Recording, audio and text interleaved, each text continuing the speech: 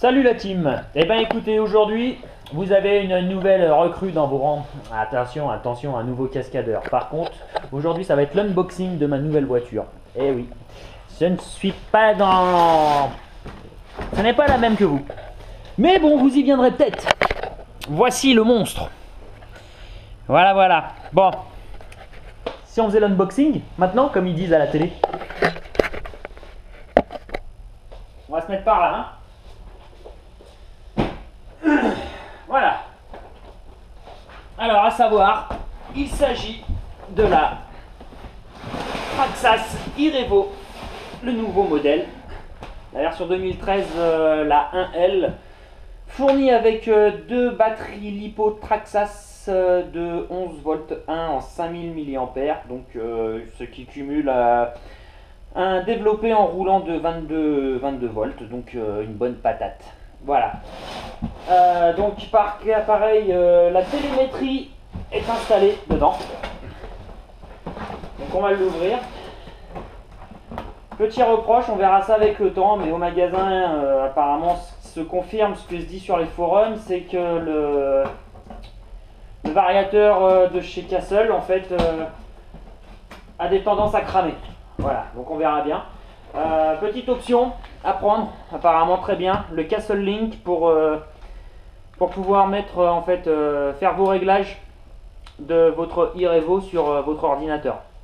Ça peut être très pratique pour avoir une accélération plus douce et non hyper brute pour aller dans un mur.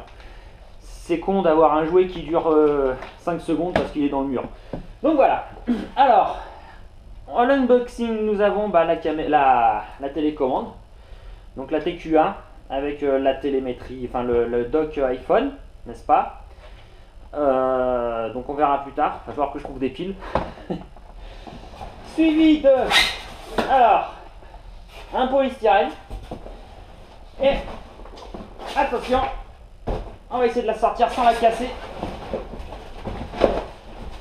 Voilà, la jolie bébête, le Irevo. Voilà, alors qu'est-ce qu'on a pour l'instant dans le carton que je vous montre? Alors, nous avons la batterie, la deuxième batterie en LiPo évidemment, et les chargeurs de la marque Traxxas, fourni avec pour les 2 cellules, 3 cellules en LiPo. Très important. Et à savoir évidemment le mode d'emploi et tout un tas de pièces qu'on détaillera peut-être plus tard. Voilà. Il y en a pas mal. Hein, alors voilà, et puis sinon dans la boîte, on va voir si on n'a rien oublié. Hop, hop, hop, hop.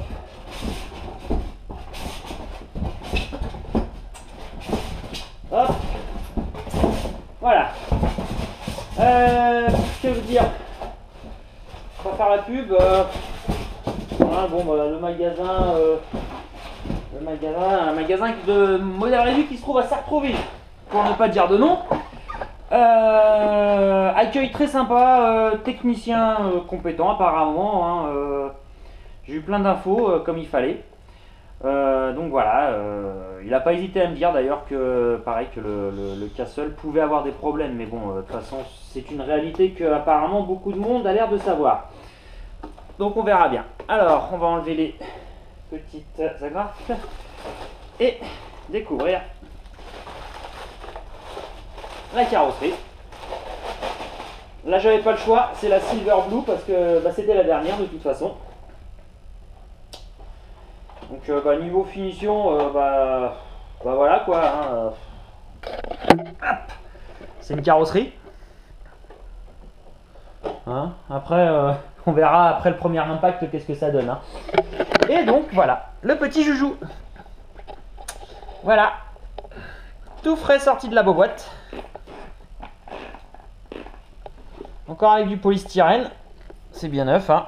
Donc le Mamba, hein, d'accord, avec le variateur Castle, machin, les cerveaux, nickel. Donc des finitions qui ont l'air assez sympathiques quand même. Hein, hop, un petit plan quand même. Hop, hop. Voilà, donc ça a l'air de bouger dans tous les sens là-dedans, hein, ça tangue. Ça a l'air bien foutu, hein, les rotules bougent bien, les amortisseurs répondent bien. Par contre, attention au déballage, il y a des petits bouts de polystyrène. Hein. Donc essayez de bien regarder avant l'utilisation pour ne pas endommager quoi que ce soit. Voilà. Et puis bah voilà. Donc pour l'instant, voilà, le déballage est fait.